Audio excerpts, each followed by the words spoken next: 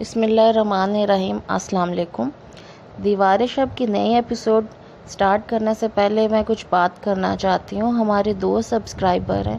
ایک تو بہت شکریہ کہ آپ نے سبسکرائب کیا اور آپ نے بہت زیادہ پسند کیا ہے جو ہم کاوش کر رہے ہیں۔ ان کی ریکویسٹ تھی کہ حالم ناول پڑھا جائے، لیکن اس میں یہ ہے کہ آپ اگر نیٹ پہ سرچ کریں تو بہت زیادہ حالم ناول آڈیو میں آپ کو بہت مل جائے گا، تو پھر رپیٹ کرنے کا کچھ مزہ نہیں آتا ہے۔ ہماری کوشش ہے کہ ایسے ناول پڑھے جائیں جو آپ کو نیٹ پہ نہ ملیں، تاکہ آپ لوگوں کو زیادہ سے زیادہ ورائٹی مل سکے بکس کی۔ دوسرے جو لوگ پڑھ رہے ہیں آپ وہ بھی سنیں، ہمارا بھی سنیں، آپ کے پاس اس طرح سے ورائٹی ہو جائے گی۔ ایک سبسکرائبر کا کہنا تھا کہ ان کو لگتا ہے کہ خیام کا کریکٹر بالکل فضول ہے اس میں، لیکن وہ فضول نہیں ہے۔ آپ آگے جائیں گے تو آگے جیسے جیسے سنتے جائیں گے آپ کو پتہ چلے گا کہ خیام کا کریکٹر آگے اس کا کس سے کیا ریلیشن ہے۔ دوسری بات یہ کہ یہ بہت زیادہ کریکٹرز، کئی لوگوں کو بہت زیادہ کریکٹرز لگ رہے ہیں، لیکن اس میں یہ ہے کہ یہ سب کریکٹرز اینڈ میں ان سب کا ایک دوسرے سے کوئی نہ کوئی ٹچ ہوگا۔ ایک ہماری سبسکرائبر نے یہ کہا کہ میں 4-5 ایپیسوڈز اکٹھی کروں، تو یہ کافی مشکل ہے، پاسبل نہیں ہے۔ اگر پاسبل ہوتا تو میں ضرور یہ کام کرتی، تاکہ آپ لوگ جیسے آپ لوگوں کے لیے ایزی ہو، لیکن میرے لیے یہ کافی مشکل ہوگا۔ اب ایپیسوڈ کا سٹارٹ کرتے ہیں۔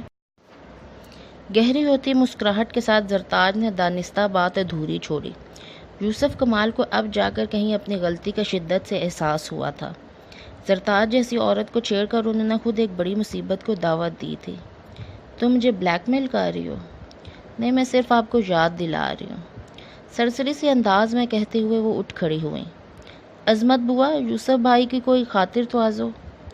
اب 10 بستہ کھڑی عظمت بوا کی طرف موڑ کر انہوں نے کہا تھا کہ یوسف کمال جب تک اپنے حواس بحال کرنے میں کامیاب ہو جائیں۔ نہیں، میں بس اب چلتا ہوں، دیر ہو رہی ہے۔ انہوں نے کہتے ہی قدم آگے بڑھایا تھا، تب ہی نبیل کمرے میں داخل ہوا۔ وہ گھر کے اندرونے حصے سے لاؤنج کی طرف آیا تھا، اور جو حیثیت وہ حاصل کر چکا تھا اس کے اظہار اس کے انداز سے ہو رہا تھا۔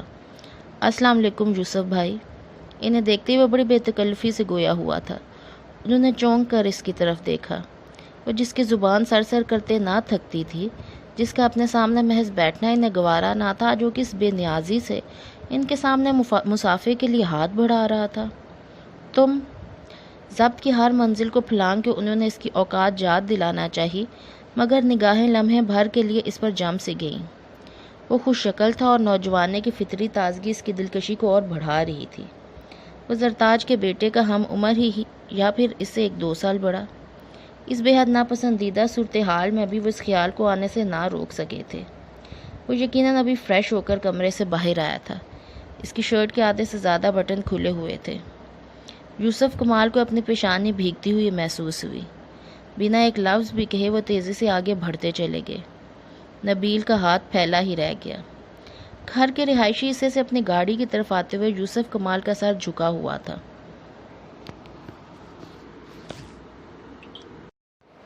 ایک گہری شرمندگی جو نبیل کو زرتاج کے ساتھ دیکھ کر انہیں ہوئی تھی، اس سے پہلے کبھی سابقہ نہیں پڑا تھا۔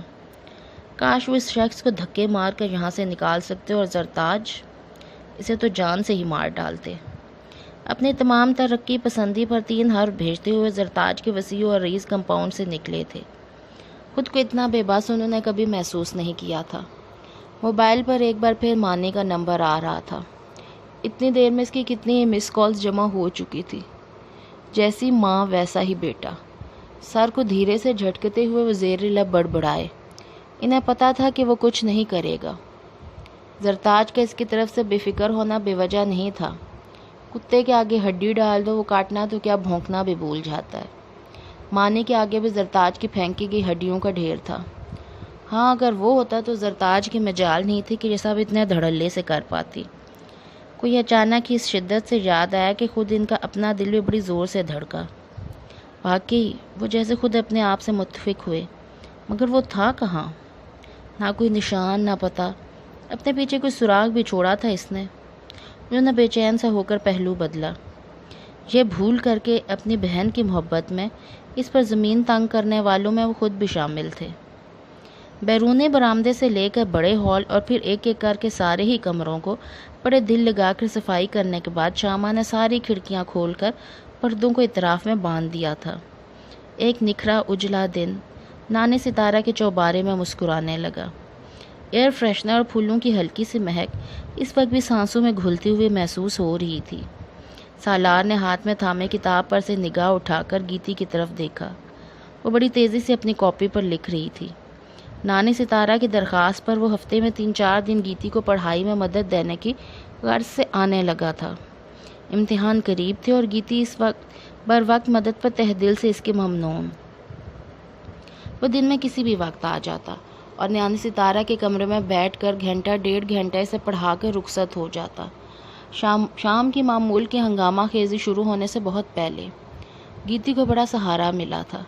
شروع سے قدم قدم پر خیام کی سہارے کی عادت تھی۔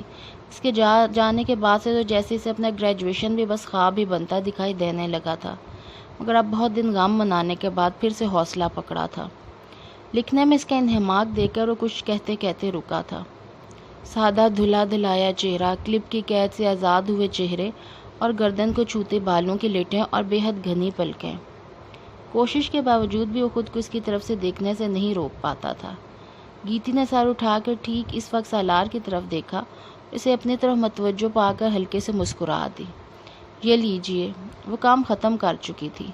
اپنی چوری پکڑے جانے پر وہ کچھ جھیمپ سا گیا، حالانکہ گیتی کے انداز میں کچھ بھی ایسا نہیں تھا۔ چند منٹ پوری سنجیدگی کے ساتھ وہ گیتی کی لکھی سمری پڑھنے لگا۔ بہت اچھے، کافی امپروو کرتی جا رہی ہو۔ الفاظ کا استعمال خوبصورتی سے کرنے لگے اور گرامر کی بھی کوئی غلطی نہیں ہے۔ وہ انکساری سے مسکرا دی۔ اپنے بارے میں کسی غلط فہمی کا شکار نہیں تھی۔ انگریزی خاص طور پہ کمزور تھی۔ سالار نے ساری توجہ اس مضمون پر لگا چکی تھی، اس لیے شاید وہ بھی پر امید ہونے لگی تھی۔ آپ اتنا اچھا پڑھا رہے ہیں تو مجھے لگتا ہے کہ کلاس میں ضرور سب سے زیادہ نمبر لوں گی۔ انگریزی میں بھی مجھے لگتا ہے میرے سب سے زیادہ نمبر ہوں گے۔ محنت کرتی رہیں تو کچھ مشکل بھی نہیں۔ اس کے بچوں کے سے انداز پر ہنس پڑا۔ اور محنت تو تم کر ہی رہی ہو۔ مجھے تو ایسے لگتا ہے جیسے سارا دن پڑھائی کے علاوہ تمہیں اور کوئی کام ہی نہیں۔ مجھے کیا کام ہوگا بھلا؟ ہمارے ہاں کی لڑکیوں کی مصروفیت اور… اس کی مسکراہٹ پھیکی پڑنے لگی۔ سالار کو ایک بار پھر شدت سے احساس ہوا کہ اس بے حد سادہ لڑکی کے سامنے بولنے سے پہلے احتیاط لازم ہے۔ میں دوسری لڑکیوں کی بات نہیں کر رہا ہوں، ان کی اپنی زندگی ہے، تمہاری اپنی نہیں۔ اس نے ہلکے سے نفی میں سر ہلایا۔ میں ان لوگوں سے الگ نہیں ہوں، یہ سب میرے اور میں ان سے الگ ہونا بھی نہیں چاہتی۔ سالار سے کچھ کہا نہ گیا، اسے حیرت ہوئی تھی۔ اس کا خیال بلکہ یقین تھا کہ گیتی خود کو یہاں کی لڑکیوں سے بالکل مختلف سمجھتی ہے اور یہی بات وہ دوسروں سے بھی منوانا چاہتی ہے۔ اپنوں سے الگ ہونا بہت تکلیف دہ ہوتا ہے۔ آپ سے کبھی کوئی اپنا جدا ہوا ہے؟ کھوئے کھوئے سے انداز میں کہتے ہوئے اس سے پوچھ بیٹھی۔ سالار نے دھیرے سے نفی میں سر ہلایا۔ اپنے کبھی جدا نہیں ہوتے ہیں گیتی، وہ بچھڑ بھی جائیں تو ہمارے ساتھ ہی ہوتے ہیں۔ ہاں، جو واقعی چھوڑ جائیں، ہماری دنیا ہمارے معمول سے بالکل الگ ہو جائیں، وہ ہمارے ہوتے ہی نہیں ہیں، بس ایک غلط فہمی۔ بہت نرمی سے آہستہ آہستہ کہتے ہوئے اس کے چہرے کو دیکھے گیا۔ ایک ہلکا سا سایہ جو اس کی بات کے اختتام پہ گیتی کے چہرے پر آیا تھا، سالار کی نگاہوں سے پوشیدہ نہیں رہ سکا تھا۔ کاش وہ اتنا خوش قسمت ہوتا کہ گیتی سے اپنا دکھ سناتی۔ دل میں ابھرتی خواہش کو اس نے سختی سے دبایا۔ آپ ٹھیک ہی کہتے ہیں۔ گیتی نے ایک ٹھنڈی سانس لی۔ لیکن اگر کسی غلط فہمی سے نکلنے کو انسان کا دل ہی نہ چاہے یا یہ سمجھیں کہ وہ اس میں سے نکل ہی نہیں پاتا ہو اپنی تمام کوششوں کے باوجود، پھر اسے اس کے حال پہ ہی چھوڑ دینا چاہیے۔ لاپرواہی سے کہتے ہوئے سالار نے ہاتھ سے ایسے اشارہ کیا جیسے مکھی اڑائی ہو۔ کسے؟ اس انسان کو؟ گیتی نے الجھن سی محسوس کی تھی اس کے جواب پر۔ نہیں، اس غلط فہمی کو۔ وہ ہلکے سے مسکرایا۔ جو خیال اتنا زوراور ہو جائے کہ جڑ سے اکھاڑ کر پھینکنا ناممکن ہو تو پھر اس کا پیچھا چھوڑ دو۔ ایک وقت یقیناً ایسا آئے گا کہ وہ خود بخود ہی مٹتا چلا جائے گا۔ وقت بہت بڑی طاقت ہے، تمہیں زندگی میں بار بار اس کا تجربہ ہوگا۔ لیکن وہ کچھ کہتے کہتے رکی۔ سالار منتظر نگاہوں سے اس کی طرف دیکھ رہا تھا۔ کچھ نہیں، اس نے ہلکے سے نفی میں سر ہلایا۔ چلو ٹھیک ہے، جب دل چاہے اپنی بات پوری کر لینا۔ گیتی نے ایک خاص بات نوٹ کی تھی، وہ کسی بھی بات کے پیچھے نہیں پڑتا تھا۔ باہر کی دنیا سے یہاں کی یکسر مختلف سرگرمیوں پہ بھی کسی تجسس کا اظہار نہ کرتا۔ اکثر دن میں ہی سندل کے ڈانس ٹیوشن والے استاد آ کر بیٹھے ہوتے، طبلے اور ہارمونیم پر سنگت کی آواز جہاں تک بخوبی سنائی دیتی رہتی۔ نگینا اور اس کی بدمزاجی کا ٹریلر بھی کسی نہ کسی دن دیکھنے کو مل جاتا، اور نانے دلدار کی طرف سے آنے والا شور شرابہ تو جیسے دن کا ضروری حصہ بن چکا تھا، مگر وہ کسی بھی طرف دھیان نہ دیتا۔ سندل کی ڈانس پریکٹس کے سامنے سے وہ اس بے نیازی سے گزرتا ہوا چلا جاتا جیسے وہاں کچھ بھی نہیں ہوا، اور الماس جو آج کل شوز کے لیے ہاٹ کیک بنی ہوئی تھی، فلمی صفحات میں اس کے انٹرویو اور خبریں اب زور پکڑتی جا رہی تھیں۔ سالار نے کبھی سرسری طور پر بھی اس کے بارے میں کچھ نہیں پوچھا تھا، ورنہ یہاں کسی اور کے لیے ناسی الماس کے لیے تو سر شام ہی سے گلی میں ہجوم سا لگنا شروع ہو جاتا تھا۔ جو اس کی سیڑھیاں چڑھنے کی توفیق نہیں رکھتے تھے، وہ بھی ایک جھلک کی آس میں گھنٹوں منہ اٹھائے سامنے کے جھروکے پر نگاہیں جمائے رکھتے۔ یہ سالار جنگ نامعلوم کس مٹی کا بنا ہوا تھا۔ نانے کی طرح مجھے بھی شاید سالار جنگ کہنے کی عادت ہو چکی ہے۔ وہ تھوڑا سا گڑبڑائی۔ سالار کی نگاہیں کتاب پر تھی۔ گریجویشن تو اب تمہارا مکمل ہی سمجھو، آگے وقت ضائع کیے بغیر ماسٹرز کی فکر کرنا، اس کے بعد بہت سی رائیں دکھائی دیں گی۔ آپ مجھے پڑھاتے رہیں گے آگے بھی؟ گیتی نے پرامید ہو کر اس کی طرف دیکھا۔ ضرور، بشرطے کہ تم مجھ سے گھبرا نہ جاؤ۔ جب تک آپ سے کون گھبرا سکتا ہے، اتنے اچھے انسان ہیں۔ گیتی کو واقعی حیرت ہوئی۔ کون سی اچھائی دیکھ لی تم نے مجھ میں تو خاصا برا آدمی ہوں، آوارہ، نکارہ وغیرہ وغیرہ۔ وہ مسکرا رہا تھا، لیکن اس کی مسکراہٹ کی تلخی کو گیتی نے محسوس کیا۔ پلیز اپنے بارے میں ایسا کچھ مت کہیے۔ گیتی نے بڑی بے ساختگی سے اس کی بات کاٹی تھی۔ یہ میں نہیں، لوگ کہتے ہیں، رائے عامہ ہے بھئی۔ وہ بات کو اڑانے کی نیت سے دانستہ ہنسا، لیکن گیتی بے حد سنجیدہ ہو رہی تھی۔ جو کوئی بھی ایسے کہتا ہے وہ دیکھنے اور سمجھنے کی قوت سے محروم ہے۔ آپ اوروں سے مختلف ہیں، اس لیے وہ آپ سے جلتے ہیں۔ کیسے مختلف؟ میرے سر پہ سینگ ہیں یا میرے 4 کان 4 آنکھیں؟ اور مذاق میں بات کو مت اڑائیں۔ مانے کہ سب لوگ آپ جیسے نہیں ہوتے۔ میں نے اپنی ساری زندگی میں آپ جیسا ایک شخص بھی نہیں دیکھا جو اس گھر کی سیڑھیاں اپنے دل بہلانے کی غرض سے نہ چڑھا ہو، مگر صرف ایک آپ۔ اسے اپنی بات پوری نہیں ہوئی۔ سالار نے ایک گہری نگاہ اس پر ڈالی۔ گیتی کا چہرہ گلابی ہو رہا تھا، اور اس وقت وہ جس کیفیت سے گزر رہی تھی وہ بخوبی سمجھ رہا تھا۔ اتنا جذباتی ہو کر مت سوچا کرو گیتی، زندگی میں بہت سی تلخ حقیقتیں ہوتی ہیں، یہ سب ہی کے ساتھ ہوتی ہیں، مختلف ضرور ہوتی ہیں مگر ہوتی ہیں، لیکن انسان تکلیف محسوس کرتے ہوئے بھی ان کے ساتھ کمپرومائز کرتا ہے۔ اللہ جب بہتر سمجھتا ہے دور کر دیتا ہے اس تکلیف کو۔ بہت نرم لہجے میں وہ آہستہ آہستہ سے سمجھانے لگا۔ گیتی کے لبوں پر پھیکی سی مسکراہٹ آنے لگی۔ جب سے آپ ہمارے ہاں آ رہے ہیں، مجھے سب سے زیادہ ایک بات حیران کرتی ہے کہ آپ ہم سے تعلق جوڑنے میں کوئی شرمندگی کیوں نہیں محسوس کر رہے۔ آپ کو یہ خیال کیوں نہیں آتا کہ لوگ آپ کو یہاں آتا دیکھ کر پتہ نہیں کیا کیا قیاس آرائیاں کرتے ہوں گے۔ یہاں تو جو رات کے اندھیرے میں آتا ہے وہ بھی منہ چھپا کر ہی آتا ہے۔ آپ تو دن کے اجالے میں بھی اس طرح موٹر سائیکل دوڑاتے ہوئے آتے ہیں کہ ساری گلی کو خبر ہو جاتی ہے۔ اف! سالار نے بے ساختہ ہی سر پکڑا۔ لڑکیاں واقعی کتنا بولتی ہیں۔ آج تم نے جتنا پڑھنا تھا پڑھ لیا، اب یوں ہی الٹی سیدھی باتیں کرو گی، میں چلتا ہوں۔ کہاں چلے ماسٹر صاحب؟ کچھ دیر تو بیٹھیے۔ سامنے کھلے ہوئے دروازے سے سندل داخل ہو رہی تھی۔ جب کبھی وہ فارغ ہوتی یہاں ضرور آ کر بیٹھ جاتی، یہ خیال کیے بغیر کہ گیتی کی پڑھائی ڈسٹرب ہو رہی ہوگی، ادھر ادھر کی فضول باتیں کہے جاتی۔ یہ کیا کہ ہم آئے اور آپ اٹھ کے۔ وہ بالکل قریب آ کھڑی ہوئی، تنگ پاجامے کے ساتھ سلیو لیس گہرے کٹ والی شرٹ پہنے، یقیناً ایسی لگ رہی تھی کہ کسی کی بھی توجہ پوری طرح کھین سکے۔ اس کی بے حد گلابی رنگت بنا کسی میک اپ کے بھی دمکتی ہوئی محسوس ہوتی تھی۔ ستارہ جہاں، فیروزہ اور پھر سندل، ان کے ہاں ہر نسل میں حسن کا ایک معیار تو ضرور ہی قائم ہوا تھا۔ گیتی کا آج کا کام ختم ہو چکا، اس لیے اب اجازت۔ سالار نے یوں ہی سرسری سی بات کر کے گزر جانا چاہا، لیکن سندل ایک بار پھر اس کے سامنے کھڑی تھی۔ اوفو ماسٹر صاحب، ایک تو آپ ہمیشہ ہی جلدی میں رہتے ہیں، کبھی ہمیں بھی خدمت کا موقع دیجیے۔ رات کی کسی محفل میں آ کر دیکھیے تو دعوے سے کہتی ہوں مایوسی نہیں ہوگی۔ بات کرتے ہوئے ذرا سی جھکی تو اس کے ریشمی لمبے بال سالار کے کندھوں کو چھو گئے۔ وہ بے ساختہ ذرا سائڈ میں ہوا۔ سندل پلیز! گیتی کو اسے ٹوکنا ہی پڑ گیا۔ سندل کا کیریئر گو ابھی تک ڈاؤن تھا، لیکن تربیت مکمل تھی۔ خود کو نمایاں تر دکھانا، ناز و ادا، مہربانیاں، سب کچھ اتنا زیادہ سیکھا اور سمجھا تھا کہ بڑی پختہ کار سی لگنے لگی تھی۔ گیتی کو اس کی یہ نیم خواندہ فلمی اداکاروں کا سی حرکت سخت زہر لگتی تھی۔ اس وقت سالار کے سامنے تو اور بھی زیادہ لگی۔ جائیے ماسٹر صاحب، ایک ادا کے ساتھ اس نے ابرو سے اشارہ کیا۔ سالار مسکراہٹ دباتے ہوئے تیزی سے نکلتا چلا گیا۔ گیتی سے چھوڑنے کے لیے برآمدے تک آئی تھی۔ واپس آئی تو سندل وہیں موجود تھے۔ ایسے بات کرنے کی ان سے کیا ضرورت تھی، اور پھر تو تم پیچھے ہی پڑ گئی۔ اسے سندل پر غصہ آ رہا تھا۔ پتہ بھی ہے کہ وہ کبھی گانا سننے نہیں آئے، پھر بھی۔ سندل نے اس کے خفا خفا چہرے کو دیکھا اور پھر بے ساختہ ہی ہنستی چلی گئی۔ بہت بورا آدمی ہے تمہارا ماسٹر، میں تو ایسے ہی تفریح لیتی ہوں، حالانکہ مجھے پتہ ہے وہ کبھی بھی نہیں آئے گا۔ جب پتہ ہے تو پھر ایک بھلے آدمی کو کیوں پریشان کر رہی ہو؟ گیتی کے ماتھے پہ ابھی بھی ایک ہلکا سا بال تھا۔ بہت برا لگ رہا ہے، کوئی اور چکر تو نہیں ہے خیر سے؟ سندل پر ابھی بھی شوخی سوار تھی۔ یہاں مذاق کی کوئی حد مقرر نہیں تھی، پھر بھی گیتی کو سندل کی بات بے حد بے تکی لگی۔ دماغ خراب ہے تمہارا؟ چلو شکر ہے، سندل اتنی دیر میں پہلی بار سنجیدہ دکھائی دی۔ مجھے تو سچی بات ہے فکر ہو گئی تھی کہ کہیں خیام کا غم غلط کرنے کے لیے تم۔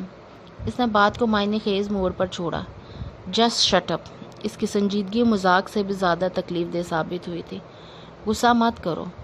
سندل کے لب و لہجہ اور تاثرات اب یکسر بدلے ہوئے تھے، سنجیدہ، پرسکون۔ ہمارے ماحول میں کسی بھی لڑکے کے لیے ضروری ہے کہ وہ اپنے دل و دماغ کو قابو میں رکھے۔ کسی بھی تعلق کو اپنائیت کا رنگ دیا اور گئے کام سے۔ تم تو ہو بھی بے وقوف، کتنے دن اس کمینے خیام کو روتی رہی ہو۔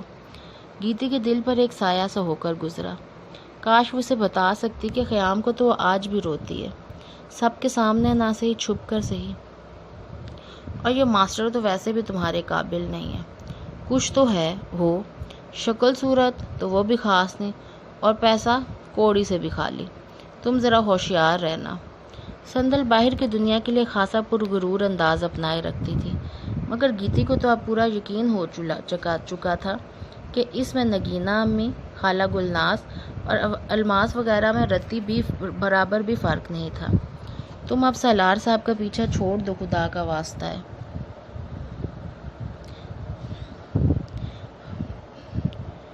جس دن مجھے یہ یقین آ گیا کہ وہ یہاں صرف تمہیں پڑھانے آ رہا ہے، اس دن چھوڑ دوں گی۔ خوشت اس بار گیتی کھل کر ہنسی۔ وہ ایسے نہیں ہیں، پہلے بھی میں بھی انہیں ایسا ہی سمجھی تھی، مگر اب انہیں قریب سے دیکھا تو لگتا ہے کہ شاید وہ محض اتفاق ہی تھا۔ سالار کا پہلی بار یہاں گلی میں آنا اور اس کا اپنی طرف دیکھنا، باتوں باتوں میں وہ ایک دن سندل کو سنا گئی تھی۔ اندازہ نہیں تھا کہ سندل اس ایک بات کو لے کر سالار کی طرف سے اتنی مشکوک ہو جائے گی۔ عورت کی چھٹی حس بہت تیز ہوتی ہے، پہلی بار میں اسے مرد کی نگاہ کا اندازہ ہو جاتا ہے۔ سالار بھی اب خود کو چھپانے کی کوشش کر رہا ہے۔ گیتی خاموشی سے اپنی کتابیں سمیٹنے لگی۔ کج بحثی یہاں کی عام صفت تھی۔ اپنا نقطۂ نظر سب کو بے حد عزیز تھا، سو بات لمبی کرنے سے فائدہ۔ ویسے کبھی باتوں باتوں میں اندازہ تو لگاؤ، ریڈیو پر تو کام کرتا ہے، کسی فلم والے سے بھی جان پہچان ہے یا نہیں سالار کی؟ اگر کہیں صحیح جگہ بات کروا دے تو ہم بڑا اچھا کمیشن بھی دے دیں گے اسے۔ سندل نے کاروباری انداز گفتگو بھی سیکھ ہی لیا تھا، لیکن گیتی کو اس کی بات اتنی بے تکی لگی کہ وہ مزید ایک پل بھی ضائع کیے بغیر کمرے سے باہر جا چکی تھی۔ گارڈ نے مؤدبانہ انداز میں سلام کرتے ہوئے تیزی سے وہ بڑا سیاہ گیٹ پورا کھولا تھا۔ پور سے آتی ہوئی گاڑی تیزی سے باہر نکلتی چلی گئی۔ سائیڈ میں کھڑے راجو نے نبیل کی بس ایک جھلک ہی دیکھی تھی۔ راجو، اے راجو! سیڑھیوں پر سے بوا عظمت اسے آواز دے رہی تھی۔ ایک ٹھنڈی سانس بھرتے ہوئے وہ ان کی طرف چال دیا۔ آج بھی تمہیں نہیں لے کر گئیں بیگم صاحب؟ نہیں۔ اس چھوٹے سے جواب کے ساتھ راجو کی گہری مایوسی بندھی تھی۔ وہ عظمت نے بہت ہمدردی سے اسے دیکھا۔ اب ہر وقت یہی ساتھ ساتھ ہوتے ہیں، اللہ ہی ہے جو تیری نوکری بچی رہے۔ کوشش کے باوجود بھی وہ نبیل کے لیے صاحب کا لفظ استعمال نہیں کر پا رہی تھی۔ میری ماں نے اپنے لیے کوئی دوسرا کام ڈھونڈ۔ بیگم صاحب سے ہی کہہ دے کہ فیکٹری کی گاڑی پر لگوا دیں، ایسے مایوس نہ ہو، اللہ بہت بڑا ہے۔ اس کی اتری ہوئی شکل دیکھ کر وہ اس سے اپنی ساری مخالفت بھولے ہوئے تھیں۔ دوسرے دفتر نے یہ تبدیلی بھی اتنی جلدی ہوئی، خود انہیں بھی اندر سے ہلا چکی تھی۔ زرتاج کی پچھلی قربتوں کے ضرور گواہ تھے، لیکن کہیں بھی یہ یقین نہیں تھا کہ اس بار وہ آنن فانن نکاح پڑھوا لیں گے۔ اس دن تو انہیں اپنا دل بار بار ہی ڈوبتا محسوس ہو رہا تھا۔ نوکری کے لیے پریشان نہیں ہو بوا، وہ تو کہیں نہ کہیں مل ہی جائے گی۔ راجو کی مسکراہٹ پھیکی پڑ رہی تھی۔ چند دنوں سے خود کو سنبھالنے کی پوری کوشش کیے جا رہا تھا۔ نبیل کی بیگم زرتاج سے شادی اس کے لیے بھی اتنی حیرت انگیز تھی جتنی دوسروں کے لیے، لیکن رنج سے نبیل کے یکسر بدلتے رویے پر تھا، اسے تو جیسے راجو کی طرف دیکھنا بھی چھوڑ دیا تھا۔ بہت گہرا شخص ہے، کیسے کام سیدھا کیا اپنا، تمہارا تو بڑا پکا دوستانہ تھا، پھر بھی خبر نہ کی تمہیں۔ کہہ تو بوا عظمت ہمدردی میں ہی رہی تھی، مگر راجو کو ایک ایک لفظ چبھ رہا تھا۔ اب کون یقین کرنے والا تھا کہ اس گھر میں نبیل کو لانے والا، اس کی خواری اور مفلسی میں مدد کرنے والا یہی راجو ڈرائیور ہے۔ وہ بوا کے اظہار حیرت پر بھی خاموش ہی رہا، تابھی سامنے سے روزی آتی دکھائی دی۔ بوا نے آج کل خاصی سختی کر رکھی تھی اس پر۔ راجو کو کوئی کئی دن بھی اس سے بات کرنے کا موقع نہیں ملتا تھا۔ اس وقت دیکھا تو خود بخود ہی مسکراہٹ چہرے پر آ گئی۔ شکر ہے بوا نے نہیں دیکھا تھا۔ روزی شام میں ملنے کا اشارہ کر کے غائب ہو چکی تھی۔ وہ پھر یوں ہی گمسم سا ہو کر بوا کی شکل دیکھنے لگا۔ دل میں وہم سا پڑ رہا تھا کہ نبیل اسے یہاں زیادہ دیر نہیں رہنے دے گا۔ باراتیوں کی لسٹ میں اتنی ڈھیر ساری کٹوتی اہل خانہ کے لیے بڑا صدمہ ثابت ہو رہی تھی۔ اظہار چچا، شاکرہ بیگم، آپا گل اور بڑی حد تک سلمان بھی۔ رنگ میں بھنگ جو پڑا سو پڑا۔ نئی افتاد یہ تھی کہ جن لوگوں کو مدعو کیا جا چکا تھا، اب کیا کہہ کر بارات میں آنے سے منع کیا جائے۔ منگنی میں زوبیہ کے والدین نے جس فراخ دلی سے مہمانوں کی تعداد ان لوگوں کی ثوابدید پر چھوڑ دی تھی، اس کو دیکھتے ہوئے بارات کے کارڈ بانٹنے میں ذرا بھی ہچکچاہٹ نہیں ہوئی تھی۔ البتہ اس بار یہ احتیاط ضرور رکھی تھی کہ رشتہ داروں سے زیادہ دوست احباب اور ذرا معقول قسم کے ملنے جلنے والوں پر زور رہا تھا۔ مگر زوبیہ کے گھرانے کے ناپسندیدگی سب ہی کے لیے یکساں تھی۔ انہوں نے صاف الفاظ میں سختی سے یوں باور کرایا تھا کہ بارات میں 10-12 افراد سے زیادہ لوگ نہیں ہونے چاہیے۔ یوں کہہ لیں کہ بس 2 گاڑیوں کے افراد ہوں گے سلمان کی بارات میں۔ بہت اچھا لگے گا، نہ بینڈ، نہ باجا، نہ گاڑیوں کی لمبی قطار۔ کیا کیا ارمان تھے سلمان کی شادی کے، ایک بھی پورا نہ ہوا۔ آپا گل بے حد رقیق القلب ہو رہی تھیں۔ سب سے زیادہ ان کی بے عزتی ہو رہی تھی جو پورے سسرال میں کارڈ بانٹ دینے سے ہوئی تھی۔ اب ایک ایک کو فون کر کے منع کرنا پڑ رہا تھا تو 10 تعویلیں بھی دینی پڑ رہی تھیں۔ میں تو اب بھی کہہ رہی ہوں، ایک بار سلمان منگنی توڑنے کی دھمکی دے تو سب سیدھے ہو جائے۔ غضب خدا کا، غریب سے غریب آدمی میں بھی بارات میں آئے لوگوں کو ایک وقت کا کھانا کھلا ہی دیتا ہے، مگر یہ تو اس سے بھی گئے۔ ساری ہم لوگوں کی اپنی کمزوری ہے، ورنہ کسی کے مجال نہیں ہوتی جو لڑکے والوں پہ یوں حکم چلا سکے۔ تو کیا کروں، لڑنا ہی کھڑا ہو جاؤں زوبیہ کی ممی سے؟ سلمان کی برداشت جواب دینے لگی۔ گھنٹے بھر سے مستقل ہی آپا گل بولے چلے جا رہی تھیں۔ اتار کے پھینک تو منگنی کی انگوٹھی، رحم کرو آپا، پتہ نہیں کس طرح جا کر تو یہ وقت آیا، ورنہ زوبیہ کی ممی تو مجھے اپنے گیٹ میں داخل نہیں ہونے دینے والی تھی۔ آپا گل کو اپنے سسرال والوں کے بعد کسی سے نفرت ہوئی تھی تو وہ زوبیہ کی ممی ہی تھی۔ سلمان کی منگنی کے بعد سے ایک کے بعد ایک اور مستقل ہی ایسے واقعات ہو رہے تھے جس سے یہ نفرت بڑھتی ہی جا رہی تھی، اور اب تو یہ بالکل ہی یقینی تھا کہ وہ سلمان اور اس کے گھر والوں کو اتنی گئی گزری چیز سمجھتی ہیں کہ حد نہیں۔ ابھی تک یہ رویہ وہ خود دوسروں کے ساتھ اپناتے آ رہے تھے، سو اس کی بدصورتی کا اندازہ نہیں تھا۔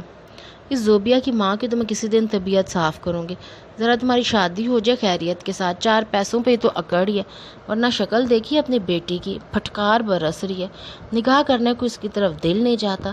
یہ تو احسان مانے میرے بھائی کا، ورنہ ساری عمر بیٹھی رہ جاتی۔ اپنے غصے اور خجالت کو مٹانے کے لیے وہ جو کچھ بھی کہہ رہی تھی سلمان کو پن کی طرح چبھا تھا۔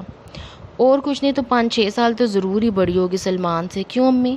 وہ شاکرہ بیگم سے تصدیق کر رہی تھیں۔ سلمان کا دل چاہا کہ انہیں سچ مچ بتا دے کہ وہ اس سے پورے 4 سال اور 11 ماہ بڑی ہے، مگر فائدہ؟ کہیں وہ کسی بڑے خسارے میں تو نہیں آ چکا؟ اب جب کہ وہ صرف ہفتہ بھر رہ گیا تھا اس کی شادی میں، اس طرح کا گمان یقین بن کر بری طرح ڈرانے لگا تھا۔ ماں بیٹی کی اطراحٹ برداشت سے باہر ہوتی جا رہی ہے اب تو امی، اور یہ زوبیہ کسی دن میک اپ کے بغیر سامنے آ گئی تو مجھے یقین ہے بچے ڈر کر چیخیں ماریں گے۔ اپنے اظہار ناپسندیدگی میں وہ اتنی بڑھ گئی تھیں کہ یہ بھی بھولنے لگی کہ زوبیہ جیسی بھی ہے ان کے چہیتے اکلوتے بھائی کی ہونے والی دلہن ہے، اور وہ بھی اس وقت سامنے بیٹھا ہے، سب سن بھی رہا ہے۔ وہ جیسی بھی ہے میری ہونے والی بیوی ہے۔ اس کے متعلق کچھ بھی بولنے سے پہلے کم از کم 10 بار ضرور سوچ لیا کرو آپا۔ میں کسی کو اجازت نہیں دے سکتا کہ وہ میرے سامنے زوبیہ کی برائی کرے۔ ایک جذب کی سی کیفیت میں کہتا اٹھ کھڑا ہوا۔ اگر تمہیں زوبیہ کی شکل اتنی بری لگتی ہے تو بے شک تم لوگ میرے گھر میں قدم بھی مت رکھنا۔ اپنی بات پوری کر کے وہ پیر پٹکتے ہوئے لاؤن سے باہر جا چکا تھا۔ آپا گل ہکا بکا ہوئے بیٹھی تھی۔ تم نے ابھی تو حد کر دی، بلا سلمان کے سامنے اتنا کچھ کہنے کی ضرورت کیا تھی؟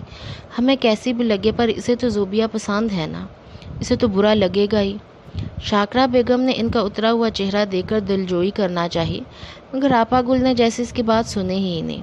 آپ نے سلمان کی بات پہ غور کیا امی؟ کیا کہا اس نے؟ وہ الٹا ان سے ہی پوچھ رہی تھی۔ تم لوگ میرے گھر میں قدم مت رکھنا کبھی، مطلب سمجھ رہی ہیں نا آپ اس کا؟ میرا گھر یعنی وہ گھر جو زوبیہ لا رہی ہے صرف اس کا ہے، ہم اسے اپنا گھر سمجھنے کی غلطی مت کریں۔ ان کے لہجے میں بڑی ٹوٹتی ہوئی سی کیفیت تھی۔ پر بہر کے لیے تو شاکرہ بیگم کا دل بھی بھاری ہونے لگا، مگر ان بے حد پرمسرت دنوں میں ایسے وہم پالنا بھی ان کے نزدیک بدشگونی ہی تھی۔ اب یوں ہی اور مطلب مت نکالو، بھائی ہے غصے میں آ کر کہہ گیا ہے، تم بھی تو بنا سوچے سمجھے 10 باتیں کہہ دیتی ہو۔ اب بس بات ختم۔ اتنے کام پڑے تھے جو آپا گل کی توجہ کے منتظر تھے۔ سب سے بڑا تو رشتہ داروں سے بارات کے لیے معذرت کا تھا، مگر وہ اتنے غصے میں تھی کہ فی الحال ہر کام سے بری ذمہ ہو رہی تھیں۔ آپ کے سب بچے سمجھدار خود مختار ہیں، میں خام خواہی بیچ میں ٹانگ اڑانے کو چلی آتی ہوں اور آ کے بے عزت الگ ہوتی ہوں۔ جو کچھ بھی مناسب ہوگا وہ خود کریں گے، میں تو چلی۔ سلمان کو اپنی برات میں ہمیں لے کر جانا ہو تو فون کر دیجیے گا، ورنہ ولیمے میں آ کر شریک ہو جائیں گے۔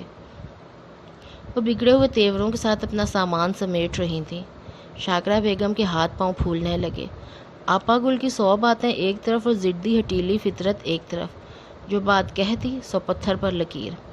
بہن بھائی کی ناگوار باتوں پہ اپنا سخت رد عمل دکھاتی تو نہیں تھی، مگر اس بار تو حد ہی ہوگی۔ پہلے جویا نے ان کی اتنی جوڑ توڑ کے بعد لائے مہمانوں کو یکسر مسترد کر کے ناقابل تلافی بے عزتی کروائی، اور اب یہ سلمان جس کے منگنے پہ سب سے زیادہ پرجوش وہی تھیں اور زوبیہ کی تعریفیں کرتے ہوئے نہیں تھک رہی تھیں، اب اگر جھنجھلاہٹ میں کچھ الٹا سیدھا کہہ گئی تو کس درجہ بے مروتی سے ان کو باتیں سنا گیا تھا۔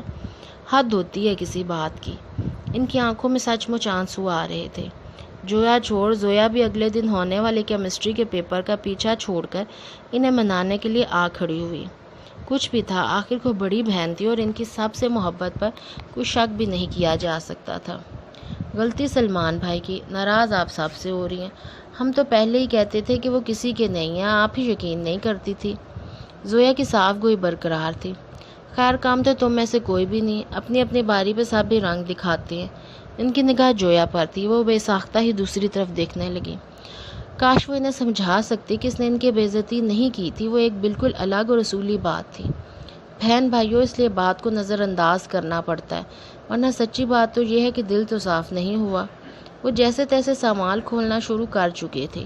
آج جمعہ تھا اور بچوں کی اگلی 2 چھٹیاں انہیں یہیں گزارنی تھیں۔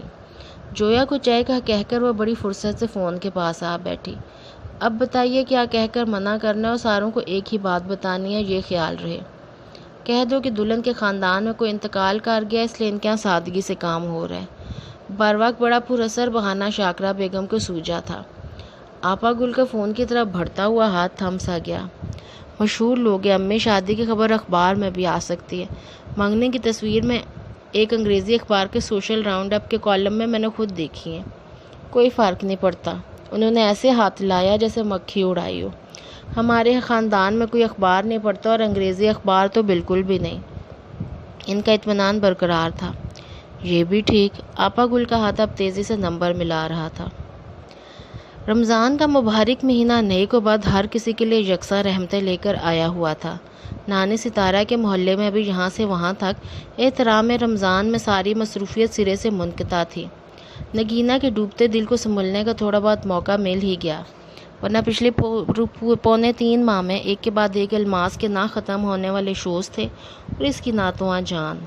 شہر کے سارے رئیسوں نے شاید ایکا کر لیا تھا کہ ان کے ہاں پرفارم کے لیے الماس جان کے علاوہ اور کسی کو نہیں آنا۔ ایک شو کاری ہوتی تو اگلے 4 منتظر ہوتے۔ تاریخیں طے کرنے کے لیے شیرازی بدبخت روزانہ ہی آیا بیٹھا ہوتا۔ نانے دلدار کے ملازم کولڈ ڈرنکس کے create, chicken tikka, fry fish اور سیخ کباب کے خوشبو اڑاتے پارسل لیے تیزی سے گلی میں دوڑتے دکھائی دیتے رہتے۔ نگینہ بہانے بہانے سے بیرونی برآمدے کے جھروکے میں سے جھانکتی اور ہر بار یہی یقین لے کر لوٹتی کہ ہو نہ ہو اس سال میں سے ہارٹ اٹیک ہو کر ہی رہے گا۔ کیوں ہلکان ہوئے جا رہی ہے نگینہ؟ صبر سکون سے اچھے وقت کا انتظار کیوں نہیں کرتی؟ قدرت کا اپنا نظام ہے، بھروسہ تو کر۔ نانے ستارہ جان اس کے بے صبرے پان پہ کتنا بھی کوسیں، نصیحت کرتے ہوئے ان کا لہجہ معمول کے مطابق سکون آمیز ہی ہوتا۔ نگینہ کی ساری جوانی اچھے وقت کے انتظار میں کٹی تھی۔ اب عمر کے اس ڈھلتے پہر میں یہ انتظار اس کے اعصاب پر کسی آسیب کی طرح سوار تھا۔ پنجے تیز کیے، دانت نکال لے، لہو پینے کو تیار۔ نانے ستارہ کی نصیحت بے وقت کی راگنی محسوس ہوتی اور پہلے سے کہیں زیادہ چبھتی۔ ساری عمر کیا ہے کیا اماں میں نے انتظار کے سوا؟ اب بھی کر لوں مگر یہ گزرتا ہوا وقت بڑا ظالم ہے۔ گھر کی 4 دیواری میں بیٹھی شریف زادیوں کو نہیں بخشتا تو یہاں اس کوٹھے پر رقص کے بھاؤ بتاتی سندل کی تو اوقات ہی کیا ہے۔ آج 4 پیسے کما لے گی تو کل کو میری طرح ٹھوکریں کھانے سے تو بچی رہے گی کم از کم۔ اس کے لہجے میں ایسے ٹوٹتے کانچ سی کیفیت تھی کہ نانی ستارہ بھی چند لمحوں کے لیے گمسم ہو گئیں۔ الماس کہاں پہنچ گئی اس کمینہ شیرازی کے سہارے؟ سنا ہے اب تو یہ جگہ چھوڑ کے ڈیفینس میں کوٹھی لینے کا سوچ رہے ہیں۔ مہینے میں 20-25 شوز کا ہے۔